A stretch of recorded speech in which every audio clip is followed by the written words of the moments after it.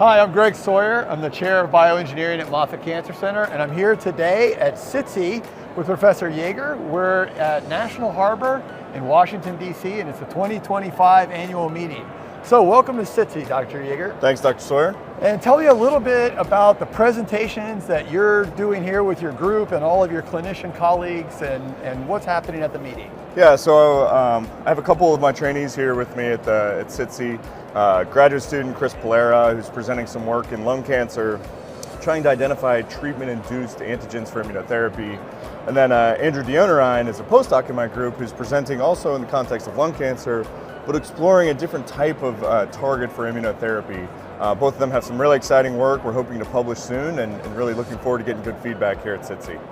Yeah, now I know you work in an area called the Immunopeptidome. Yes. Could you tell us all a little bit about what that is? It's definitely the coolest sounding science.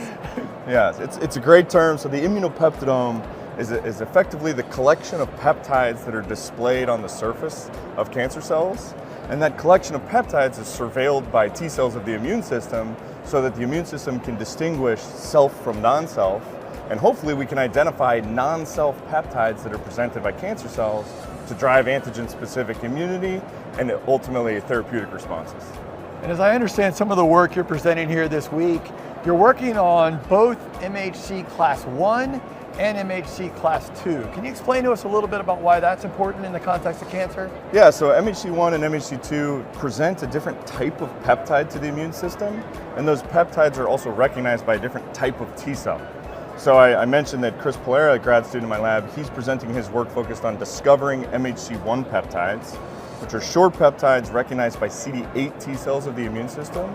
CD8 T cells can directly kill tumor cells. Drew Dionarine in my lab is presenting work on MHC-II peptides. It's a different, longer peptide recognized by CD4 positive T cells of the immune system. They can present different immunomodulatory functions, and when they work in concert with CD8s, that's how you get really effective anti-tumor immunity. So is it fair to say that these techniques are really being used and working towards new precision therapies and immunotherapy? Yeah, I mean, there's a ton of interest across the field for cancer vaccines, for example, right? Cancer vaccines target these peptides that are displayed by cancer cells.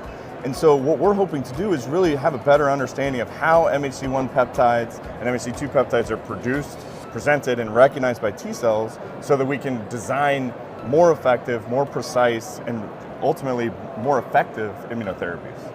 Well, this is just amazing. I know there's a ton of interest in your work here at SITC. I really want to thank you for taking the time and spending some time with us today. Absolutely. Thanks, Dr. Sawyer.